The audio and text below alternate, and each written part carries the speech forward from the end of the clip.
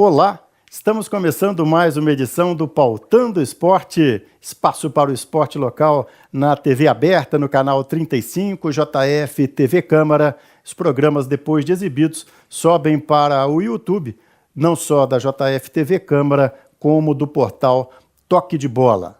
E a gente vai ter a oportunidade hoje de destacar o Tupinambás Futebol Clube, centenário clube da cidade. A gente teve a oportunidade de também fazer um registro com o Tupi, com o Moacir Toledo. E o Tupinambás, na temporada 2019, tem como grande novidade a participação no Campeonato Mineiro de Futebol. Voltou ao futebol há alguns anos, foi reconquistando, participando da chamada segundona, que na verdade equivale a uma terceira, foi para o módulo 2 e agora alcançou o acesso dentro de campo. Mas a gente vai falar do clube também de uma forma geral, contar um pouquinho, resgatar um pouquinho dessa história recente do Tupinambás para saber como que o clube chega para esse Campeonato Mineiro de Futebol e também outras questões. Nosso convidado é o Cláudio Dias, que faz parte do Conselho Deliberativo do clube. Ele também é presidente da Federação Mineira de Handebol, entidade que ele participa, a modalidade que ele está envolvido há muitos anos. Cláudio, obrigado pela presença aqui. Eu agradeço pelo convite, pela presença.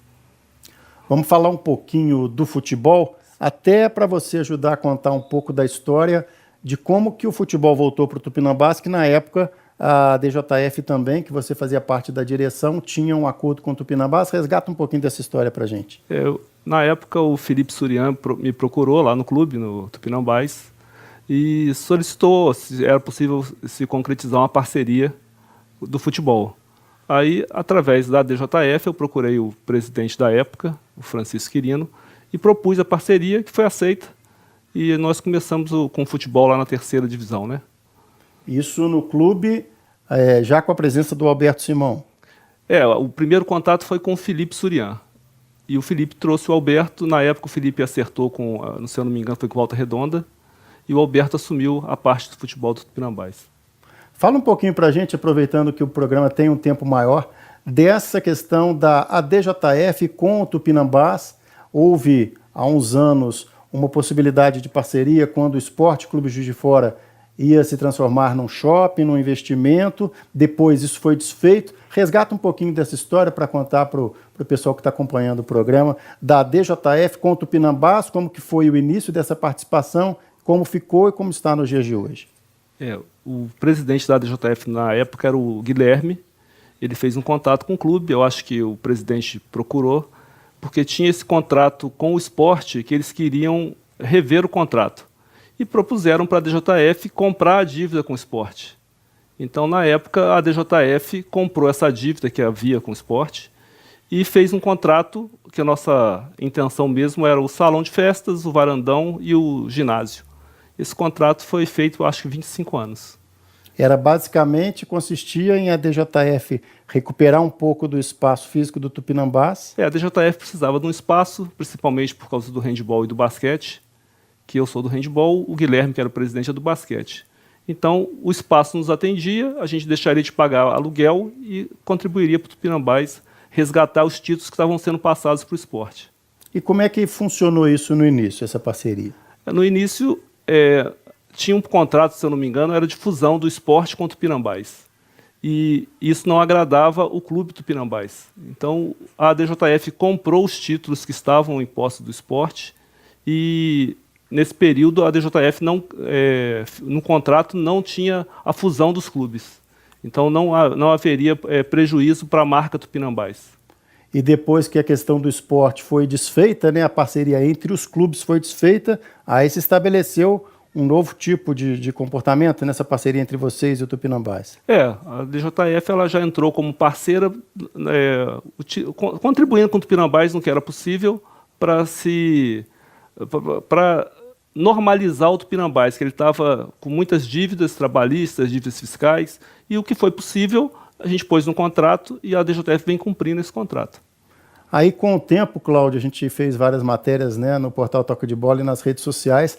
Essa relação da DJF com o Tupinambás, ela acabou sofrendo um desgaste e a gente acabou vivendo um período eleitoral bastante conturbado. A gente teve eleições, depois eleições suspensas, remarcadas.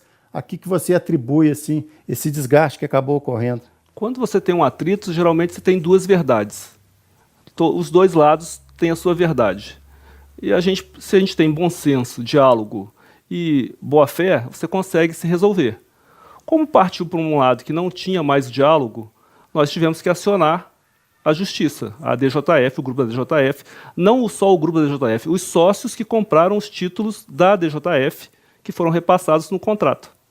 Então, o presidente do clube, na época, foi procurado pela DJF, eu participei de 3 reuniões, querendo fazer uma fusão de chapas. De vez de fazer 2 chapas, faria uma chapa só, ele continuaria como presidente, e a DJF participaria com alguns integrantes da chapa.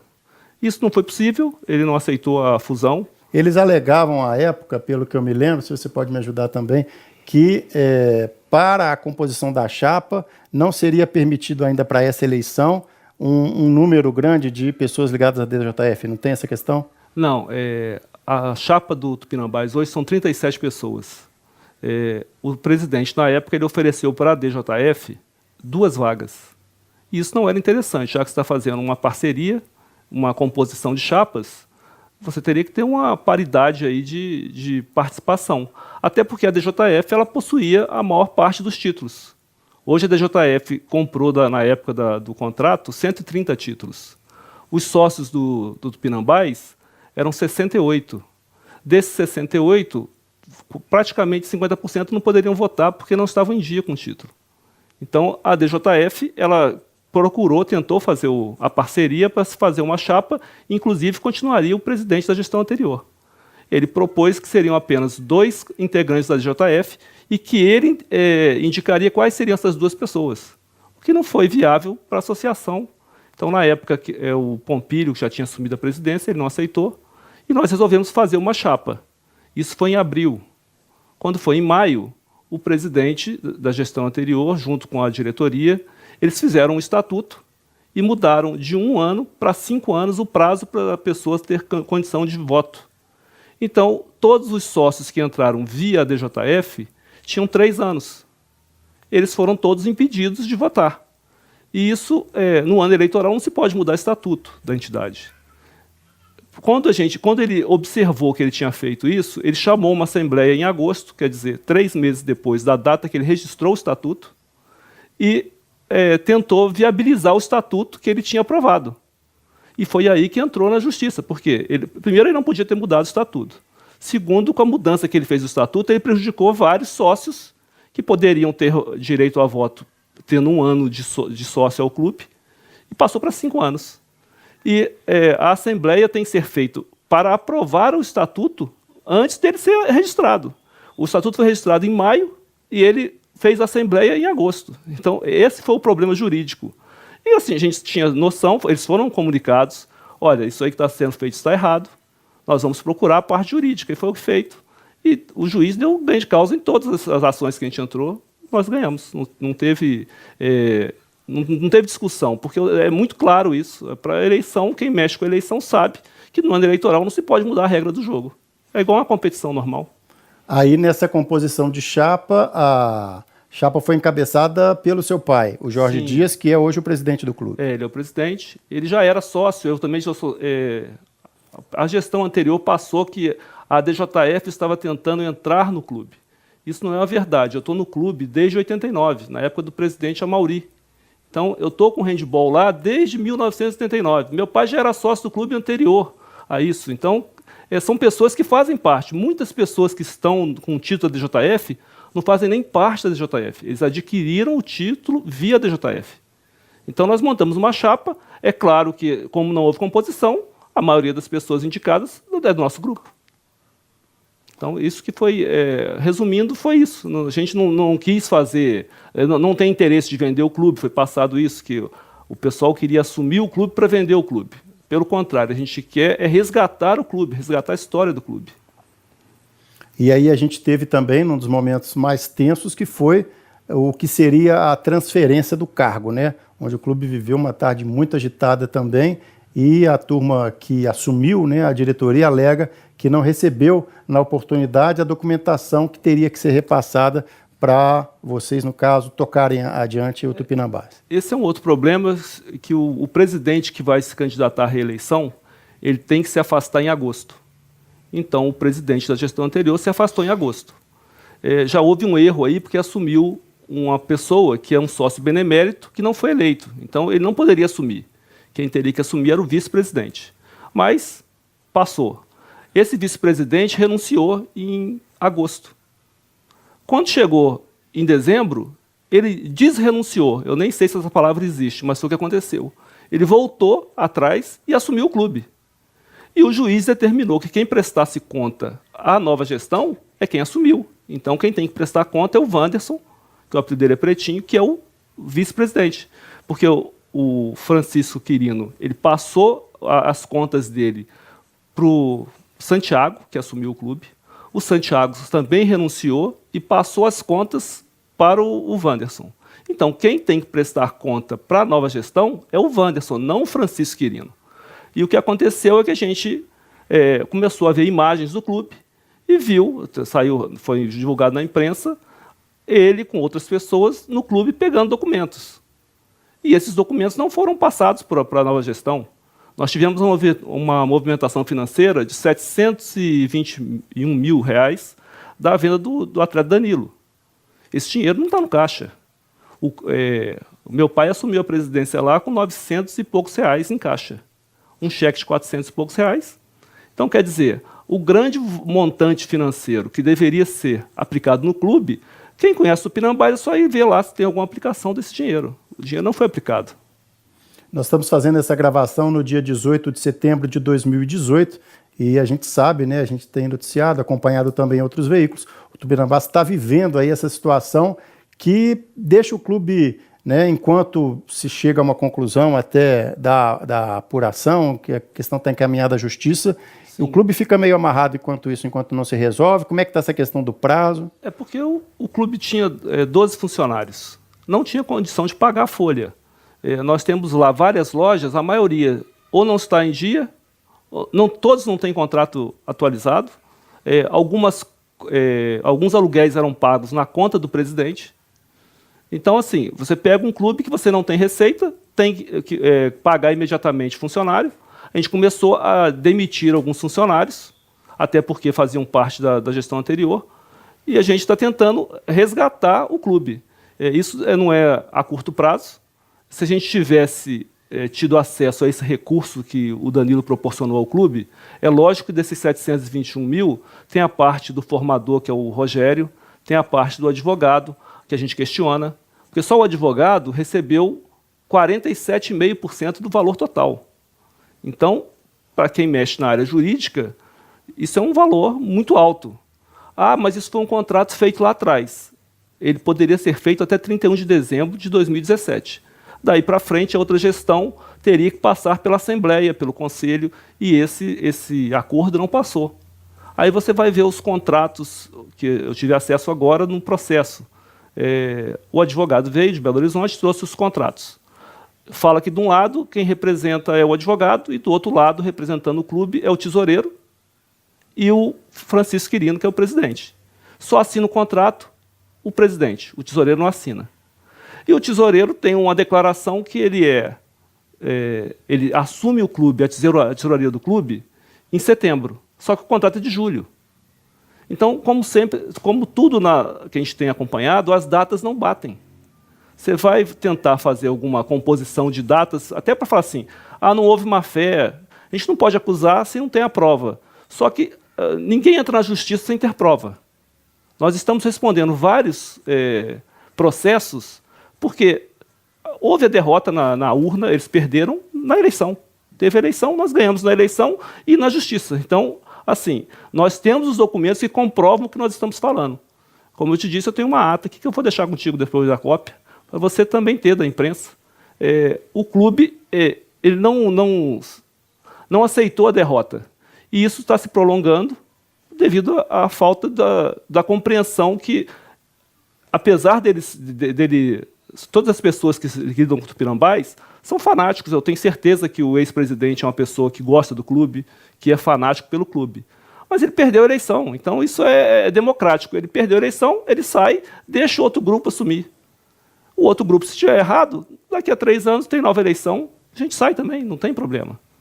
Tá certo. E nós, naturalmente, vamos também, né, contactar as pessoas para a gente colocar também os pontos de vista dessas pessoas que estiveram envolvidas aí, citadas pelo Cláudio, nessa questão turbulenta do Tupinambás. A questão de sócio, só para a gente fechar esse primeiro bloco, Cláudio, você se diz no programa em torno de 40 associados do Tupinambás e 80 da DJF. Essas pessoas da DJF passam também a frequentar o clube, é isso?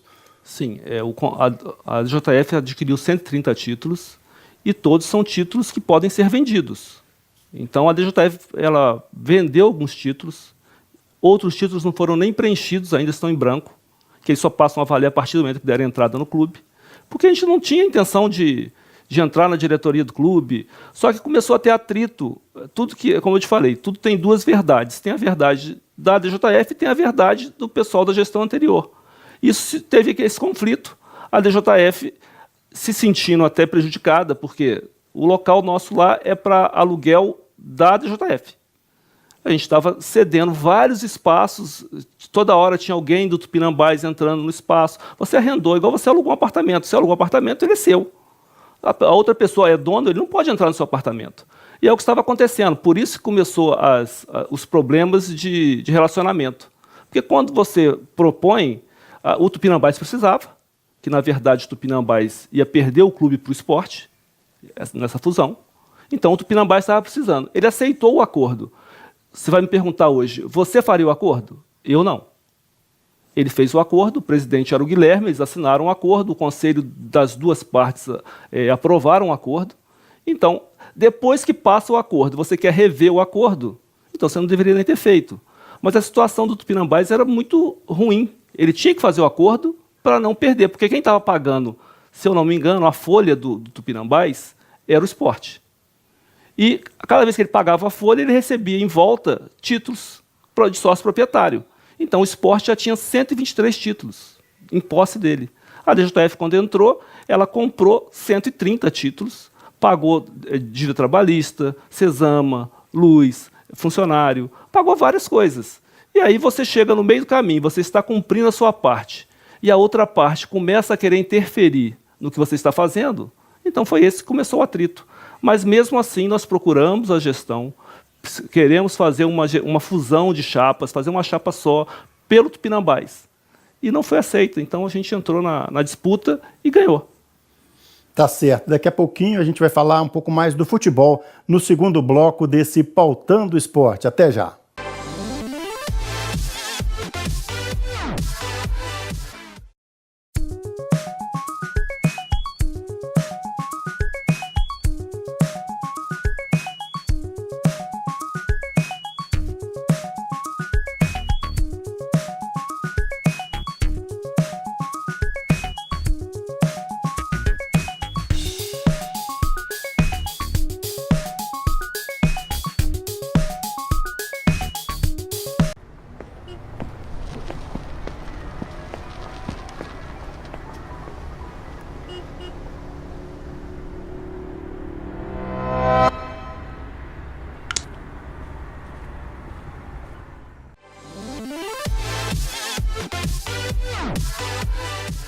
Estamos de volta com o segundo bloco do Pautando o Esporte, hoje tendo como convidado o dirigente Cláudio Dias, que atua no Conselho Deliberativo do Tupinambás. Só para a gente fechar essa questão então, ô Cláudio, do interesse inicial da DJF nessa questão envolvendo o esporte Tupinambás, para ficar bem claro essa questão do interesse, como que a DJF entrou nessa conversa entre dois clubes da cidade.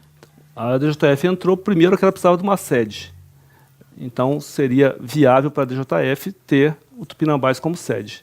Segundo, que nós tínhamos equipes participando no futsal, no handball e no basquete.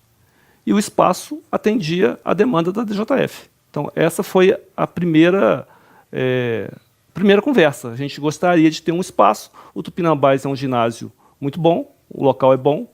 Então, a DJF eu não sou presidente da DJF, o presidente é o Guilherme, deixar isso claro que todo mundo ainda me vincula à DJF, e eu não sou presidente tem mais de 10 anos. O Guilherme fez o acordo, foi bom para o handebol, foi bom para o basquete, foi bom para o futsal.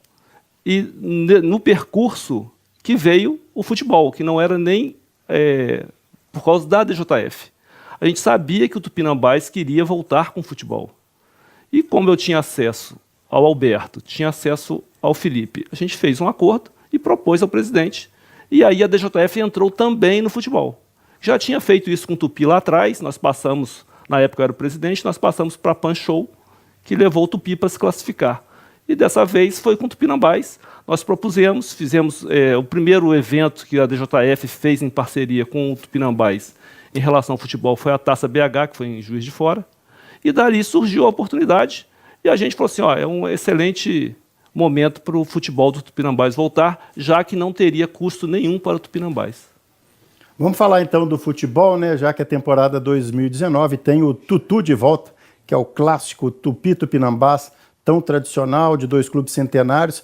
O Alberto Simão, né, dirigente do futebol do Tupinambás nesses anos, anunciava e disse que tinha um acordo de 5 anos com então o presidente, com o clube, né, visando o futebol. Esse contrato foi revisto agora, um novo formato nessa parceria, Cláudio? Na verdade, o contrato não era com o Alberto Simão, era com a DJF. A gestora do futebol era a DJF, que chamou o Alberto para participar. Esse é o contrato. Mas em relação a investimentos? Então, o Alberto ele entrava com todo o custo do futebol era por conta do Alberto. Mas a gestora do futebol era a DJF. E daqui para frente, com essa mudança na diretoria? Então, esse contrato já acabou. Meu pai, quando entrou, ele pediu para rescindir até os contratos. E a gente está em negociação, inclusive com o Alberto também. A nossa intenção é montar uma equipe. O primeiro objetivo é não cair. E o segundo é ter uma equipe competitiva que faça jus à história, à camisa do Tupinambás. Então, assim, a gente está tentando uma nova parceria de gestão, não só para o futebol, para outras modalidades também. Porque o Tupinambás hoje, financeiramente, está... eu até tenho falado muito isso. Nós temos não é uma luz no fim do túnel, é um farol no fim do túnel, mas o presente é muito ruim. Nós estamos em estado precário. As instalações péssimas. Debaixo das arquibancadas nós jogamos fora 8 caminhões de lixo. O clube não tem nada informatizado. Você não sabe quem que é sócio, quem que não é sócio. Então, assim, nós estamos procurando, primeiro, mudar a parte estrutural do clube para dar uma condição melhor para os atletas que venham a participar.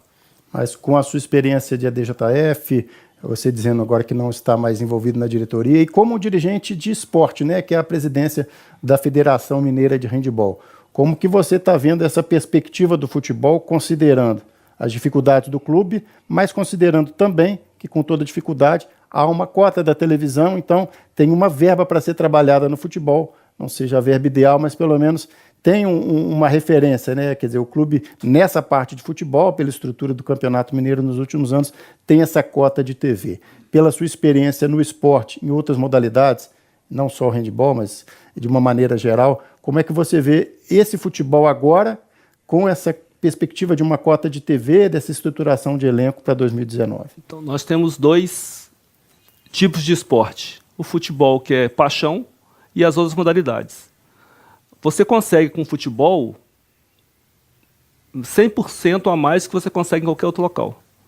Eu acho que, assim, Juiz de Fora é uma cidade que tem uma população aí beirando 600, 700 mil habitantes, tem empresas fortes que buscam até apoiar, mas eu acho que, antes de tudo, eles querem transparência. Então, o que a gente está pensando para o Tupinambás? Deixar tudo o mais transparente possível para atrair o investidor e de que a gente possa montar um elenco que possa, no primeiro momento, se manter e daí criar a categoria de base, porque eu acho que, se está mexendo no profissional, você tem que ter a categoria de base. O Tupinambás tem que reviver a categoria de base, a gente já está pensando nisso também, e buscar parceiros fortes. Eu acho que o Tupinambás ele tem vários sócios que estão adormecidos, que a partir do momento que eles acreditarem no projeto que a gente está querendo implantar, eles vão vir ajudar.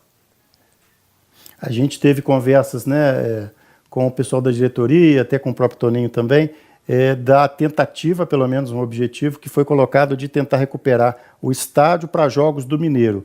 Acham viável ainda ou, pela situação que você colocou, das dificuldades até estruturais, seria inviável usar algumas partidas, ter como sede no Campeonato Mineiro do ano que vem o estádio tradicional? Lá, isso não será possível agora para a próxima temporada, porque ele precisa de adequação até de tamanho, né? A lateral, ele atende no comprimento, mas a lateral ele tem que ter mais 2 metros, então você teria que mexer na arquibancada, não há verba para isso. E também nós estamos vendo a questão do AVCB. O clube hoje não tem o AVCB, então ele não pode fazer eventos nas dependências. Tem alguma projeção, previsão de que saia? A previsão é se a gente conseguir algum recurso emergencial, acabar o AVCB e procurar adequar o espaço para jogos. É lógico que um Atlético, América, Cruzeiro, o próprio Tupi, eu acredito que dê uma torcida boa, tem que ser no estádio municipal.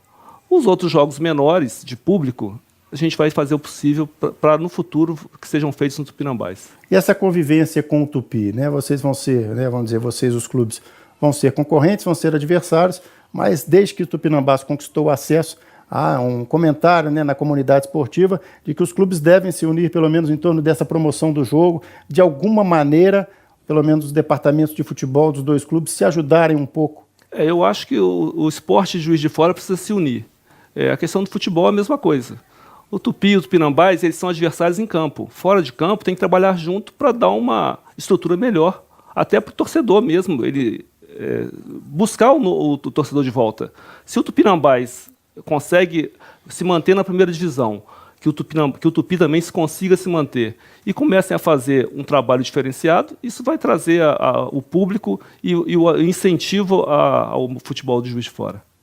Vamos voltar só um pouquinho nessa questão do Danilo, né? Para quem não acompanha, muita gente sabe, mas talvez alguns não saibam, Danilo Luiz, jogador que foi da Copa do Mundo, da seleção brasileira, teve uma passagem na base pelo Tupinambás e por isso a cada transferência internacional, um dos clubes formadores, o Tupinambás é um deles, tem direito a uma porcentagem. E há uma questão judicial agora envolvendo uma acusação de que essa verba chegou e não ficou no clube. Como que está essa questão do Danilo? A gente colocou até em relação a prazo, o objetivo de vocês é que essa quantia seja devolvida de alguma forma? Sim, como não houve prestação de conta, a gente não sabe nem o que foi gasto com o clube, o que foi. A gente sabe da movimentação bancária, mas teve saques na boca do caixa que a gente não tem como mensurar isso. Então a gente depende de uma prestação de contas. Não houve prestação de contas financeiras, não houve o diretor de patrimônio, a gente até comunicou com ele, não passou o patrimônio, a gente não teve o básico do Tupinambás para começar. A gente está começando um trabalho do zero. Na questão do Danilo especificamente, tem outras 2 parcelas, eu acho que uma sai final de novembro agora e outra só em outubro do ano que vem. Essas que vêm ainda, vocês têm a garantia de que elas virão para o clube normalmente? Ela vem para o clube, com certeza. Eu entrei em contato com o Lucas, que é o advogado responsável. Em momento algum, a gente está pondo em dúvida a credibilidade do Lucas. Inclusive, ele é um advogado que trabalha para grandes clubes do Brasil. A gente só achou a porcentagem muito alta. E qual que é o valor considerado o total dessas duas que vão entrar, dessas 2 parcelas? Quase 200 mil euros, as 2 parcelas. 180 e poucos mil euros que vai dar. Então isso para o clube já seria um pontapé excelente. Claro que daí mais de 50% pelos contratos que existem hoje, 60% exatamente, não ficam com o clube. E aí a gente está tentando negociar justamente essa parcela que o clube tem a receber, para ver se a gente consegue um valor financeiro maior para investir na base e na própria sede do Tupinambás. Tá certo. Deixa eu aproveitar também, porque presidente da Federação Mineira de Handebol, né, a DJF, muitos anos representando a cidade, diversos títulos nessa modalidade. O que você pode passar para a gente, aproveitando, saindo um pouquinho agora do Tupinambás, para falar do handebol, até do handebol da cidade, da DJF, E esse cenário de dirigente de uma federação estadual também, o desafio que você está encontrando? O handball de Minas tem muitos praticantes, a federação hoje tem em torno de 15 mil recadastrados, mas se você for ver no âmbito total tem quase 30 mil. Nós estamos, como todas as federações, sem dinheiro. Eu assumi a federação tem basicamente 5 anos, com a missão de tornar a federação uma empresa rentável. Na época que eu assumi, a dívida era acima de R$1 milhão. Hoje nós temos apenas uma dívida com o município de Belo Horizonte que está sendo negociada. E daí para frente, quando você não tem mais despesas a preocupar com conta, porque o esporte brasileiro todo é assim. Você não pode pôr na conta e alguém vem e confisca que está devendo. Então, a Federação Mineira não é diferente.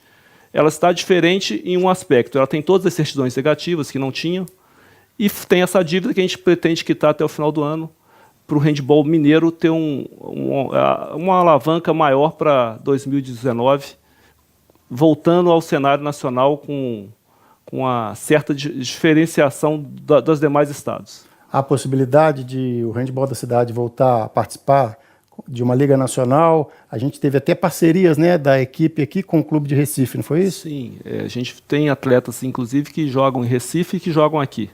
Esse ano a gente não entrou na liga porque está tendo um processo também devido à Confederação Brasileira, e então a Juiz de Fora preferiu não entrar na competição, porque está muito desorganizada, você tem um custo muito alto e acaba que o retorno é baixo. A gente pretende entrar, sim. Juiz de Fora, hoje ela lidera, são 3 competições nacionais, a Liga Nacional, Juiz de Fora ficou em 5º lugar, o Campeonato Brasileiro, Juiz de Fora foi campeão dos 2 últimos anos, e a Copa do Brasil, que Juiz de Fora também foi campeão dos 2 últimos anos. Então ela lidera o ranking da Copa do Brasil e do Campeonato Brasileiro. E na Liga Nacional ficou em 5º. Mas a opção não era participar esse ano, justamente porque também está nesse processo jurídico da confederação. Como que você vê, Cláudio, como desportista já há muitos anos, agora também de muitos anos como dirigente da entidade, de uma federação, essa perspectiva dos novos ginásios, né? A prefeitura tendo um anúncio de que vai sair esse ginásio, tão demorado pelo menos até o início ou meados do ano que vem, e a Universidade Federal de Juiz de Fora, essa gravação no dia 18 de setembro de 2018, o ginásio da universidade, essa muito mais próxima de confirmar a qualquer momento a inauguração e o funcionamento, além do prédio anexo lá na faculdade. Como que você, ligado tantos anos ao esporte, vê essa perspectiva de 2 novos espaços, um bem próximo de ser entregue? Juiz de Fora passa a ser agora um referencial. Já era e agora muito mais, porque a Federal tinha um ginásio que é muito bom, só que, se eu não me engano, são 660 pessoas que poderiam, de público. Então, a Federação Mineira fez o Campeonato Mundial aqui, Júnior, teve que levar para Uberlândia e Uberaba, porque o ginásio não comportava. Só do pessoal do staff são quase 600 pessoas. Então, hoje nós temos o ginásio da Federal, tem esse outro da Federal que está sendo feito, tem a quadra externa também, que é uma quadra oficial e é muito boa, e o ginásio municipal, que ele já se enrola há algum tempo, mas ficando pronto. Eu não acredito aqui na nossa região, num raio de 200, 300 quilômetros, você ter um aparelho esportivo tão bom. Porque esse fato de sediar competições, né, é considerado por todas as modalidades, né, a motivação também, até para o menino da base, o fato de Juiz de Fora não ter em todas as modalidades equipes, né, adultas, profissionais, servir de motivação, de espelho. Sim, o handball, ele, apesar de ser pouco divulgado, ele tem muitos praticantes, a cidade é uma referência estadual. O vôlei também, apesar de não ter resultados de primeira, segunda, terceira colocação, ele sempre leva muito público. E o ginásio da Federal é pequeno para o vôlei. E isso até atrapalha, porque na arrecadação de bilheteria, você teria um recurso a mais para investir no próprio esporte. Tendo os aparelhos, você consegue fazer eventos maiores e que possam captar mais recursos, né? Então, eu acho que a Juiz de Fora é uma cidade, eu até brinco que é o Schumacher andando de fusquinha. Você tem referências em todas as modalidades, mas que não tem o apoio necessário para representar melhor a cidade. Tá certo, Cláudio. A gente torce para que o Tupinambás consiga se reestruturar e, diante dessas dificuldades, encontrar um caminho legal. Aí esse campeonato de futebol vai trazer também, né, o Tupinambás para a mídia esse período do Campeonato Mineiro. Então a gente deseja sucesso aí no Tupinambás e também lá no comando do handebol mineiro. Obrigado aí pela oportunidade. É só encerrando, falando que a nossa intenção é resgatar a história do Tupinambás. O Tupinambás é um clube centenário, como o Tupi também é. Tem muitos sócios, muitos atletas, muitas pessoas que querem voltar a participar do Tupinambás. A nossa intenção é realmente fazer do Tupinambás um clube diferenciado. Espero que, é claro que 3 anos é um período muito curto, mas a gente pretende, até na próxima temporada, mostrar um diferencial em relação ao que está sendo feito pelo esporte. Tá certo. Foi a nossa conversa com o Cláudio Dias, que é dirigente do Conselho Deliberativo do Tupinambás Futebol Clube, também é o atual presidente da Federação Mineira de Handebol, neste novo Pautando Esporte, que tem o apoio do Centro de Futebol Zico, palco das nossas gravações, Plask e Bitpó Coffee Road e Iperrol Embalagens. Até a próxima! Após a gravação da entrevista, a produção do programa entrou em contato com algumas pessoas citadas. Quanto aos percentuais sobre as transferências de Danilo, o advogado especializado em direito trabalhista e titular do Departamento Jurídico do Atlético Mineiro, Lucas Ottoni, afirma: "Não tenho muito mais para falar do que já falei. Prestamos serviços ao Tupinambás, cobrando os honorários que foram contratualmente ajustados. Não vem ao caso aqui discutir publicamente o percentual. Não confirmo esse percentual. Emitimos as notas, está tudo certo e o que tínhamos que prestar de informações já prestamos ao próprio clube. Os valores em relação de honorários dizem respeito só ao escritório. Efetivamente, prestamos serviços ao clube, recebemos valores, emitimos as notas, recolhemos os tributos. Já prestamos ao próprio clube, inclusive, informações necessárias, tanto de contratos como de procedimentos", afirmou Lucas. A produção do programa não obteve resposta nos contatos feitos com o ex-presidente do clube, Francisco Quirino. O programa está à disposição caso ele ou outras pessoas citadas queiram se manifestar.